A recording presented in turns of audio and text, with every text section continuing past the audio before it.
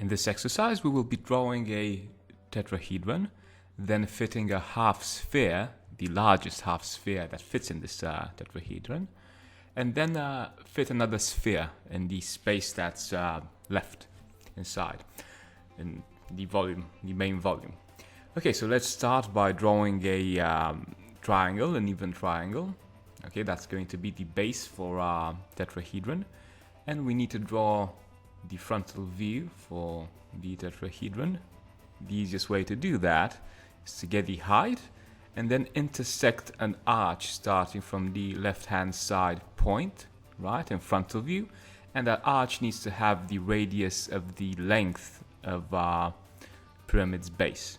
Okay, that's because the left-hand side edge is in full length, actually, in a frontal view. Okay, because of the way we positioned our triangle. Right, so let's see how this works. You basically need to start by, how do you add the largest sphere? You basically need to draw the bisector line in a frontal view, right? Of the, actually not even a bisector line, you need to draw a perpendicular line starting from the point where the height of the tetrahedron starts in frontal view on the right hand side plane. Okay, because that's kind of the largest radius you could have. That's going to keep a half sphere inside your tetrahedron, right? And after that, you bring that in the planar view, and we will go for the side view. Obviously, it's not going to be 100% as large as the base. Okay, it's not going to be like it's a circle perfectly fitting in the equal triangle. That's because, you know, this volume, this pyramid, just goes, you know, smaller and smaller as it goes up.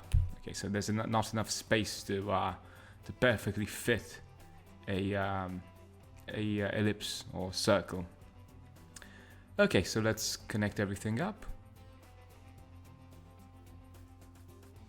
Right, and yeah, let me just thicken the lines which are kind of final, the edges for our tetrahedron, and so on. We'll actually draw this in axonometric as well, so we'll see the volume and the volumes like interacting. Okay, what I need you to focus on is really understanding this point of logic. Why does the sphere not perfectly fit in planar view the equal triangle? Okay, and yeah, how to draw this half sphere in the frontal view. Again, a perpendicular line starting from the intersection of the height with the horizontal plane in frontal view. Okay, because that's going to be the maximum radius that's going to be perpendicular on the side plane of the frontal view. Alright, and then we will obviously draw everything with accurate lines. These are back lines, and we will focus on adding the other sphere as well. We could draw the axle right now just to get things out of the way, but let's see. So how is this going to work? The best way of doing this, to find out the sphere that perfectly fits, is to basically draw an intersection of the remaining height. So we'll basically one step back, sorry, we will section the tetrahedron with a horizontal plane that's right on top of our half sphere, and in the remaining tetrahedron, the smaller tetrahedron, we will intersect two heights. So we got the one vertical height, and then we will draw the other height, which is actually a bisector. So and the median line as well.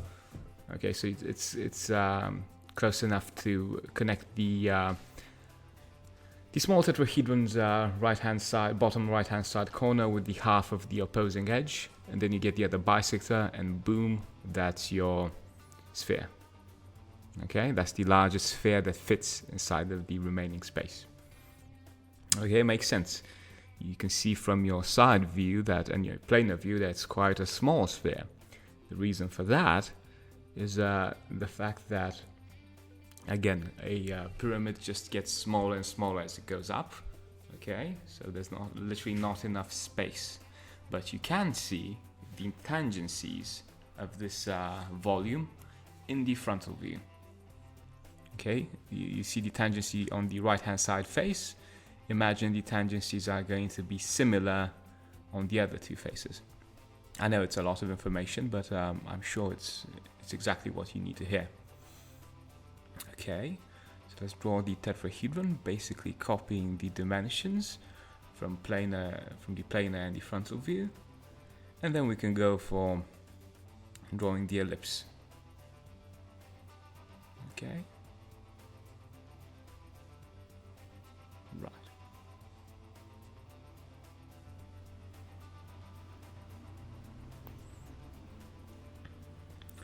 So that's going to be the square in which our ellipse fits. And let's connect everything up. Yep.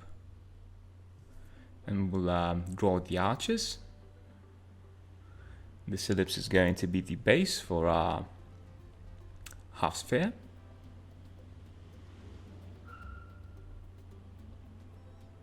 Okay. And then we will draw the half sphere with another third arch. And then we will start constructing the small sphere. Okay, we're copying the radius from the frontal view. We will add that starting from the height of our half sphere and axonometric. Then draw a small ellipse and then construct everything else.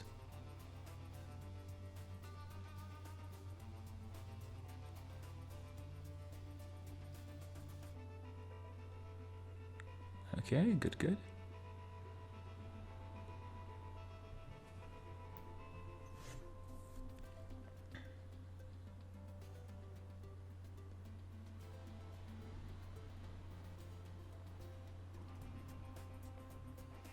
Right, we got those 2 points. And that's it.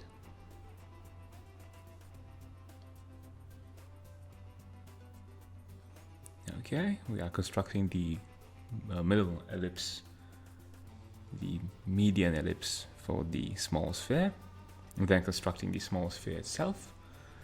And then we will go for line drawing for the dashed lines. Okay, the part in drawing the axonometric is fairly simple. I could say a more complex exercise is understanding the mindset behind the complex part of the exercise, and that is understanding the mindset behind how the half sphere fits in and the logic behind constructing the other sphere. Okay, you really need to understand this, not just draw it. Okay, and this is how our volume looks like. Right, let's go for drawing the lines that you see, the back lines as well. Okay.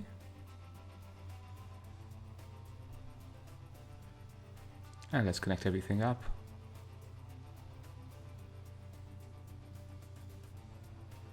Right. And yeah. Let's see, maybe we can draw this in a different axo. How would it look like in a cavalier axo? So basically copying the dimensions of the even triangle, which is the base of our pyramid.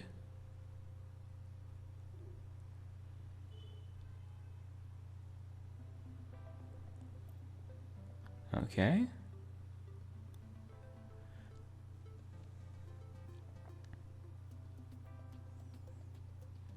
Yeah, that's kind of equal. Let's connect everything up, draw the height. After that,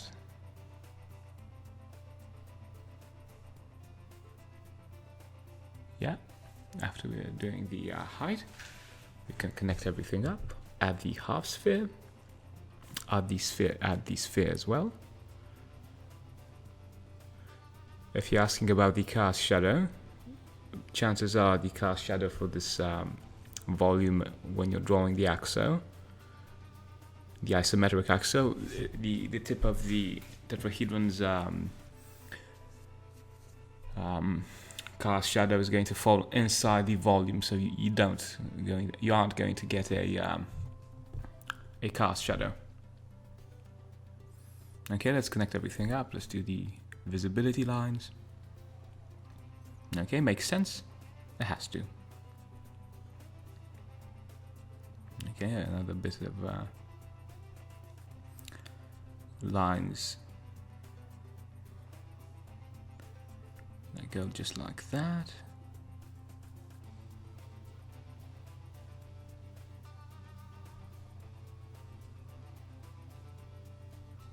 Yeah.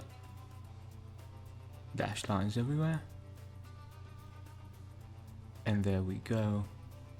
That's our tetrahedron with a half sphere and a sphere in the Cavalier axo. Next.